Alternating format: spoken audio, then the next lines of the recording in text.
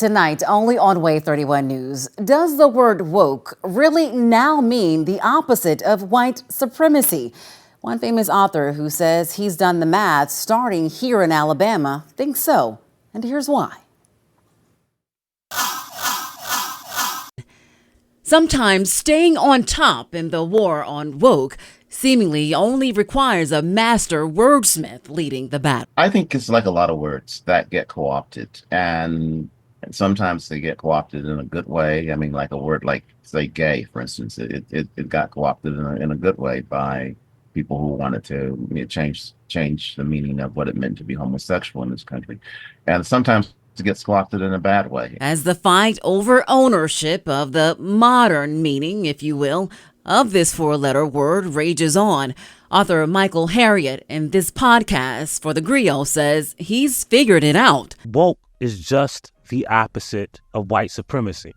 He says this revelation stems from a meeting for Alabama State Board of Education's approval of books for students. There, one critic said she thought the material had too much Black history, according to this article by the Alabama Reflector. Black history lessons only make up an estimated 8 or 9% of total class time in Alabama. That's based on research by the National Council of Social Studies. To fight to maintain that status quo, to keep that system, is an act of white supremacy because you believe that your history, your culture should be preserved and should be perpetuated over or at the expense of the education of other students. I asked the Alabama State Department of Education to break down how much students are being taught about Black history and the time spent on those lessons.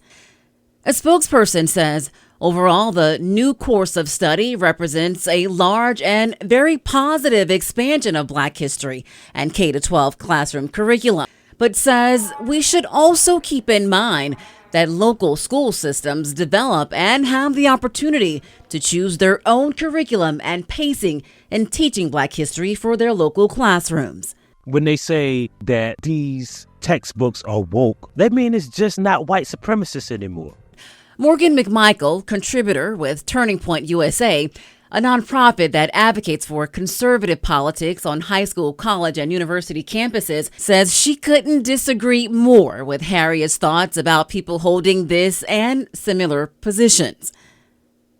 I mean, I think it's completely absurd to say that all of a sudden, if you're pro-merit-based, you're anti-DEI-based systems and don't want forced equity, that all of a sudden you're a white supremacist in this country. You know, I think the narrative that conservatives are all white supremacists because they don't want transgenderism for minors and they don't want to see DEI-based programs. We want to move towards American traditionalism that is promoting a merit-based society. Is white supremacy is over. I've seen many people accuse conservatives of being white supremacists on this ground, and I think it is bogus and honestly outlandish.